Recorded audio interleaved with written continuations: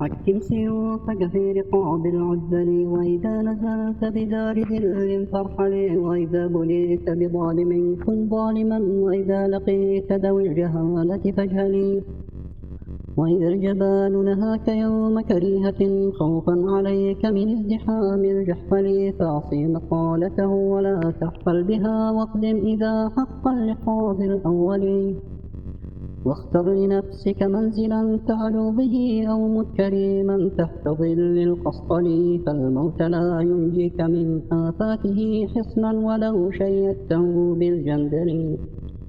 موت الفتى في عزة خير له من أن يبيت أسير طرف النكحل، إن كنت في عدد العبيد فهمتي فوق الثريا والسماك الأعزل،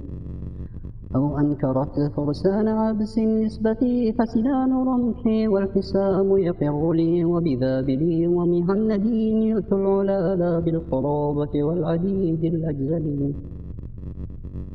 ورميت مهري في العجاج فخاضه، والنار تقدح من شفار العنصل، خاض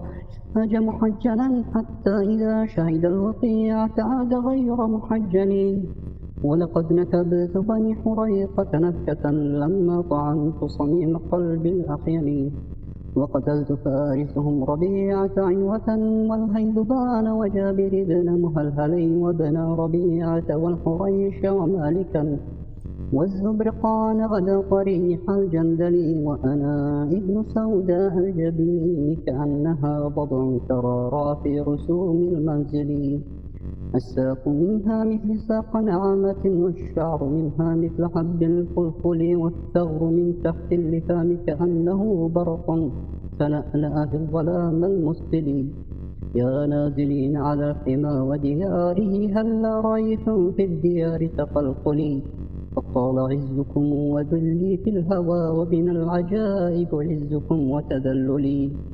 لا تسقني ماء الحياة بذلة بل فاسقني بالعز كأس الحنظل،